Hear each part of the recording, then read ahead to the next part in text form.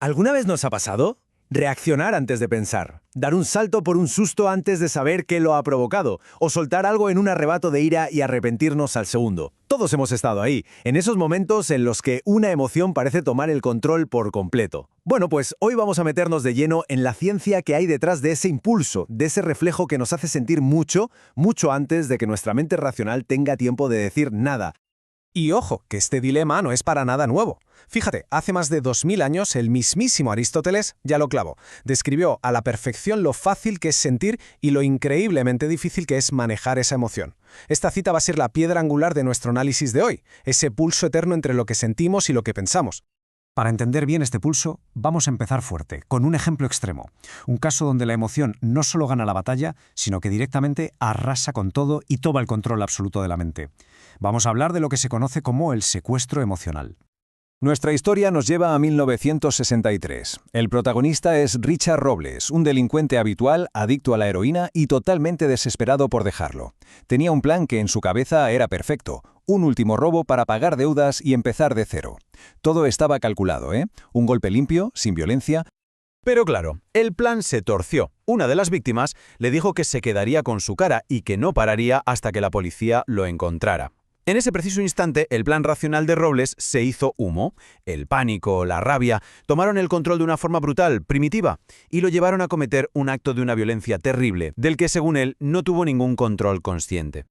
Y lo más revelador de todo esto son sus propias palabras 25 años más tarde. Mi cabeza simplemente estalló. Fíjate que no lo describe como una decisión, sino como una explosión, como si algo se hubiera apoderado de él. Esa experiencia tan visceral es precisamente lo que los neurocientíficos llaman un secuestro emocional. El secuestro emocional es justo eso. Es el momento en que la amígdala, que es una pequeña estructura con forma de almendra en nuestro cerebro, declara el estado de emergencia. Es como si pulsara un botón de pánico que recluta al resto del cerebro para su plan de huida o lucha, y todo esto mucho antes de que el neocórtex, nuestro cerebro pensante, se haya enterado de qué va la película. Entonces, la pregunta es, ¿cómo es posible que pase algo así? ¿Cuál es el mecanismo que permite que una parte tan pequeña de nuestro cerebro tome el mando de todo el sistema de una forma tan bestia y tan rápida? Pues como casi siempre, la respuesta está en la propia arquitectura de nuestro cerebro. Para simplificarlo mucho, podríamos decir que tenemos dos mentes que, normalmente, trabajan en equipo. Por un lado, la mente racional, que es la que analiza, delibera, piensa las cosas con calma. Y por otro, la mente emocional, que es la que siente, la que reacciona. El equilibrio entre las dos es básicamente la clave de nuestro día a día. Y aquí viene lo fascinante. El neurocientífico Joseph Ledoux descubrió algo que lo explica todo.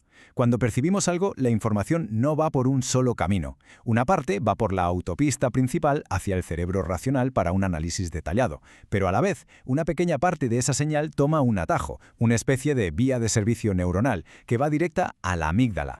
Y claro, esta vía rápida es increíblemente veloz.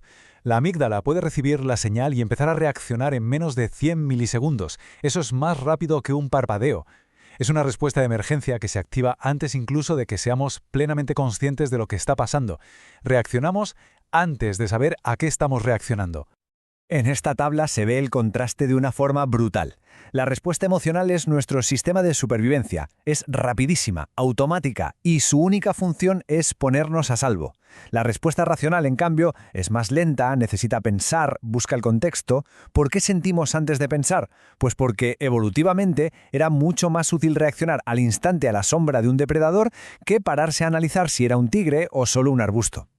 Así que podemos imaginar a la amígdala como un vigilante, un guardia de seguridad un poco nervioso. Está todo el rato escaneando lo que percibimos y comparándolo con un archivo de sustos y experiencias pasadas. Si encuentra algo que se parece, aunque sea un poco, ¡pum!, activa la alarma. El problema es que a veces esa alarma es un eco del pasado y reaccionamos a algo de hoy con una emoción de ayer. Pero ojo, que este sistema de respuesta rápida no solo va de gestionar el miedo. Es algo mucho más profundo. Es la base sobre la que el cerebro construye nuestra percepción de nosotros mismos, nuestra propia experiencia corporal. Ya no se trata solo de reaccionar, sino de ser. Aquí hay una distinción muy útil que viene de la filosofía, la diferencia entre el cuerpo como objeto y el cuerpo como sujeto. El cuerpo objeto es el que tenemos, la cosa física, lo que vemos en el espejo, lo que se puede medir, pero el cuerpo sujeto es el que somos, la experiencia de estar vivo, la sensación de habitar ese cuerpo, y el pobre cerebro tiene la tarea titánica de integrar esas dos realidades. ¿Y cómo lo hace? Pues a través de algo que se llama el esquema corporal. Y no es una foto fija de nuestro cuerpo. Es más bien como un mapa dinámico, un GPS interno que se actualiza en tiempo real. Es la forma que tiene el cerebro de representarse a sí mismo viviendo dentro de un cuerpo, juntando todo lo que sentimos. La clave de toda esta integración es, de nuevo, profundamente emocional. El cerebro está constantemente escuchando lo que pasa dentro de nuestro cuerpo. Esas señales, como las corazonadas o los nudos en el estómago, son procesadas y generan una especie de conciencia emocional casi instantánea. El neurocientífico Antonio Damasio las llama marcadores somáticos. Son, básicamente, sensaciones viscerales que guían nuestras decisiones mucho antes de que la razón se ponga a trabajar. Nuestra identidad, nuestro yo, nace de esta fusión constante entre cuerpo y emoción. Si entendemos todo este mecanismo, la conclusión es bastante clara, ¿no? Si no podemos evitar sentir, si es lo primero que hacemos, entonces la guerra contra las emociones está perdida de antemano. La clave no está en suprimirlas, sino en aprender a gestionarlas. Y esto, amigos, es el corazón de lo que hoy llamamos maestría o inteligencia emocional. Y que nadie se confunda, ¿eh? La inteligencia emocional no es que la razón aplaste a los sentimientos, ni mucho menos. Al contrario, es la habilidad de conseguir que nuestras dos mentes colaboren, que trabajen en equipo. Se trata de que la emoción nos informe y la razón nos guíe, creando un equilibrio inteligente que se adapte a cada situación. Y esta habilidad se apoya en 3 pilares básicos. El primero, la autoconciencia, el famoso conócete a ti mismo, ser capaz de reconocer una emoción justo cuando está pasando. El segundo, el autocontrol, usar esa conciencia para gestionar nuestros impulsos.